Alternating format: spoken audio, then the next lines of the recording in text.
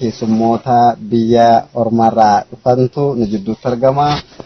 Artist Hawwii Elfines Qannoo biyya Norway irraa waraana bilisummaa Oromoo laaluudhaaf kiiloomeetira haga kanaa kuttee hiriyoota ishee DJ Saalinaa fi Raahimaa Bilaal wajjin maallaqa shilingii keenya 500 olitti kan tilmaamamu qorichoota garaa bituudhaan akkasumas waan shamarran wobootiif barbaachisu guutummaan guututti bitanii waraana bilisummaa Oromoo jidduutti argamu.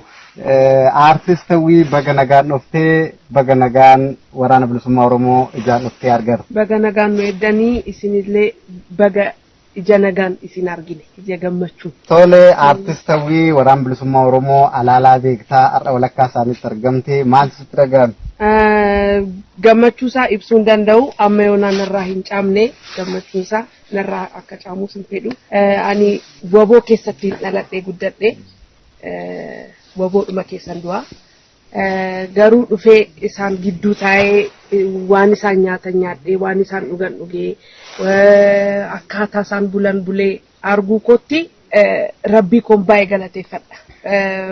Maaliifi teenyee waan namni nutti himu ilaaluu fi ofii keenya dhufnee arguun tokko miti. Yeroo hunda maamiin kiyya maal jetti isaan bira gaafan deemuu nagaan argadha. Isaan bira gaafan deemuu jireenyi natti mi'aa jetti.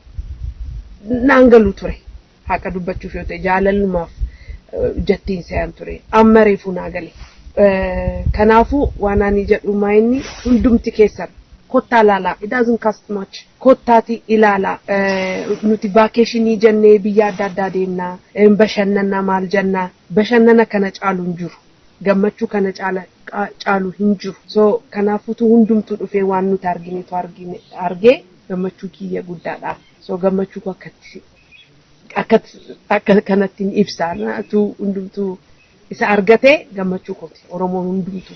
Tole gaa waraana bilisummaa Oromoo laaluu keessaa hagammaatti dubartoonni hangafaa yeroo darbee jeneraal kennanii fi Ameerikaatti jeneraal kabajaa kennanii fi Aishaa Goobanaaf dhufee asitti argamee achirraa isin warra lammaffaadhaa. Guddoo sinitti boonnaa Aishaan isa galtee hojii guddoo hojjetaa jirtisi hojjetaa turte amma immoo isinirraa waan sana caalu waan guddoo akka hojjettanis abdii qabna. Egaa hawaasni keenya har'aa akkuma tokko jira tokkummaan isaa amansiisaa miti ka warra diina keenya innaa laallu ka warra TDF innaa laallu namni sabni garaagarummaa hin qabne hin jiru waa'ee biyya isaaniitii fi waa'ee saba isaanii irratti garuu tokkummaan isaan agarsiisan baay'ee waan nama ajaa'ibuudha.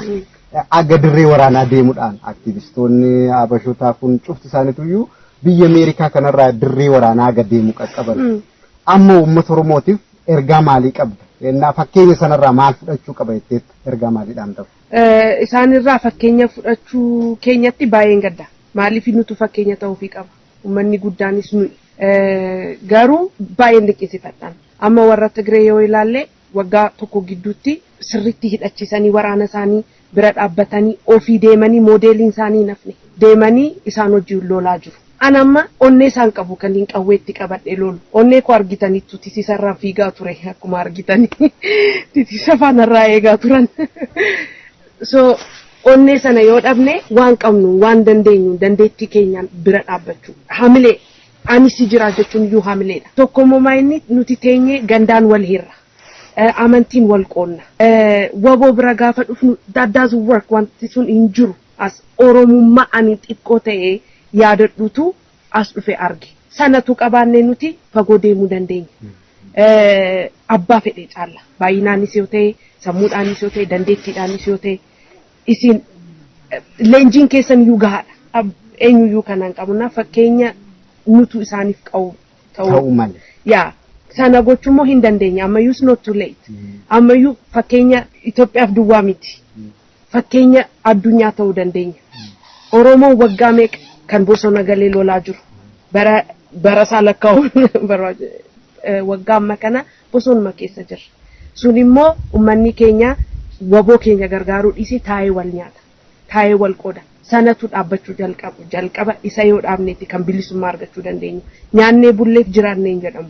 uffannee deemneef jiraanne hin jedhamu kan nuti jiraanne yoo bilisummaadhaan ijoollee keenya guddisne yoo bilisummaadhaan afaan keenya dubbanne ijoollee keenya yoo guddisnedha sana bilisummaa jechuun ummanni keenya tudhumaa jiru obbolaan keenya tudhumaa jiranii teenyee bilisummaa arganneerra jennee mataa raasuunis hin ta'u artistoota keenya nuyi sagalee ummata keenyaati sagalee waboo keenyaati waboo keessanitti deebi'a deemtanii diinaaf sagalee hin ta'ina boodan gaabbina ofitti deebi'a ofi balleessuun waanuma jiru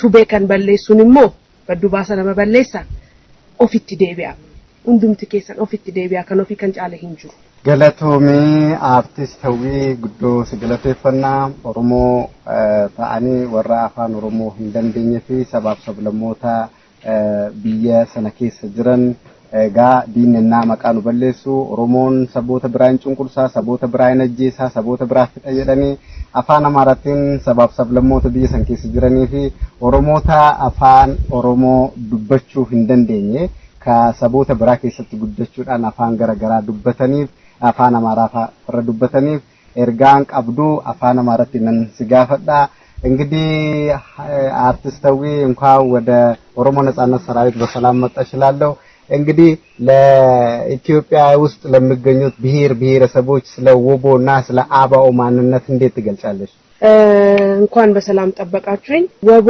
እኔ የመግለጹ ችሎታ ባይኖረኝም ወቦ እኔ ወቦ ውስጥ ነው ተወልጄ ያደኩት ወቦ ምን እንደሆነ ከድሮ ጀምሮ አውቃለሁ ወቦ ለኦሮሞ ህዝብ ብቻ የቆመ ሰራዊት አይደለም ወቦ ለሁሉም ብሔር ብሔረሰብ ለተጨቆነ ብሔር ብሔረሰብ ነው የቆመው ወቦ የሚፈልገው ሰው በራሱ ቋንቋ ተምሮ ራሱን ሆኖ የራሱን ባህል አክብሮ የራሱን መሬት ላይ ተከብሮ ራሱን እንዲያስተዳድር ነው እንጂ የሚፈልገው እኛ የዘር ችግር የለብንም ኖሮብንም አያቅም እኛ ውስጥ እኛ ጉዲፈቻ ማለት ማሳደግ ወደፊት ወደ ራስ መውሰድ ማለት ነው ያ ባህል ነጮች ራሱ ከኛ ወስደው አዳፕት አድርገው ልጆች የሚያሳድጉት ከኛ ከሲር ነገዳ የመጣ ነው ሲር ነገዳ ውስጥ እኛ የራሳችን የሆነ የአስተዳደር ስርዓት አለን ባህላችን ሰው ማቀፍ ሰው መውደድ ፍቅር ነን እንጂኛ ጥላቻ የለብንም የዘር ጥላቻ ኖሮብንም አያቅ በዘር ሰውን ጠልተንም ገለንም ጨኩነንም አናቅም እኛ የመጣብንን መለስን እንጂ ሰው ላይ ሄደን የሰውን አገር ወስደን ሰውን አልጨቆንም አርገንም አናቅም ስርዓታችን ውስጥም የለም እኛ ምን ፈልገው አትንኩን አንነካችሁም ተከባብረን እንኑር ነው እንጂ ያልነው የራሳችሁን ጥላችሁ እኛን መሰሉ አላልንም የናንተን ባንዲራ ተታችሁ የኛን ወሰዱ አላልንም የናንተን ቋንቋ ተታችሁ የኛን ወሰዱ አላልንም እኛ ያልነው ራሳችንን እናስተዳደር ራሳችንን እናኑር በማንነታችን እንኩራ በማንነታችን ልጆቻችንን እናሳድግ መሬታችንን አትቀሙን ነው እንጂ ያልነው ወቦ ገዳይም ሆኖ አያቅም የመጣበትን ደግሞ መመለስ ያለ ነው ባይብልም ላይውን ቁርአንም ላይውን የፈለጋችሁት ቦታ እግዚአብሔር ራሱ የሰጠን ራሱ የመጣባችሁን መልሱ ይላል ሰው አታክ ላይ ያረገን ሲመጣ ኦፍ ኮርስ ከላያችን ላይ እንመልሳለን እኛ በፕሮፓጋንዳ የሚመራ ሰራዊት የለንም የራሱን አይምሮ ይዞ ምን ለህዝቤና ለብሔር ብሔረሰብ ይሆናል ብሎ ነው እንጂ የሚሄደው በዘር ለይቶ አይደለም ስለዚህ ኦነገዳይ ነው እነሱ ከመጡ ይጨርሱናል ምናም ብላችሁ አይምሮአችሁን ያጠቧችሁ ከሆነ ያንን አይምሮ አውጡ ከውስጣችሁ እኛ ከሰው ጋር የመኖር ችግር የለብንም በጣም የፍቅር ሰዎች ነን ድሮም ኖረናል አሁንም የመኖር ችግር የለብንም ወቦ ማለት የሁላችንም እንደሆነ ተረዱት ወቦ እዚህ ቦታ እንደዚህ ገደለ ይሄ ፕሮፓጋንዳ መሆኑን ማወቅ መቻል አለብን አሁን ደግሞ ሚዲያ በስቷል በድሮ ጊዜ ብናምን እንኳን ያምርብናል ለምን ሚዲያ የለም ያንን ኡነት የሚያወጣ አሁን ግን ኡነቱን ያያችሁት አይናችሁን ከምትይዙ እኔ ወቦ ያለ ስርዓት ሄዶ ደናሶ ቢገል እኔ ራሴ ዝም አልልም ስለዚህ ራሳችሁን አሳምኑ ወቦ ለምንድን ነው የቆመው ብላችሁ ሁላችሁም ራሳችሁን በነጻነት እንድትኖሩ ነው ራሳችሁን ሆናችሁ ሰውን ሳትመስሉ እንድትኖሩ ነው እንጂ ለናንተ ብሎ ለሁላችንም ብሎ ጫካ ውስጥ ያለው እንጂ እንደኛ ደልቶት መኖር አቅቶት አይደለም ከማንንም በላይ አእምሮ አላቸው ከማንንም በላይ የተማሩ ናቸው ከማንንም በላይ መኖር የሚችሉ ሰዎች ናቸው እዛ ውስጥ ተሰብስበው ያሉት ለገንዘብ የማይገዙ ለጊዜ አይተው የማይለወጡ ሰው አይተው ሰው ላይ የማይቀየሩ እንደዚህ አይነት ወቦን ያለን እንደዚህ አይነት ጀግና ጋር መቆሜ እኔ በጣም እድለኛ ነኝ ሁላችሁም ደግሞ መታችሁ እዩ እኛ ኦሮሞ ብቻ መጥቶ ይያንልም እናንተም ልብ ካላችሁ መታችሁ እዩ ምን እንደሚሰሩ ለሁላችሁም ነው የቆሙት ስለዚህ እኛ የዘር ችግር የለብንም ከእንስሳ ጋር እየኖርን ያለነው እስከ ሰው ጋር ብቻ አይደለም ስለዚህ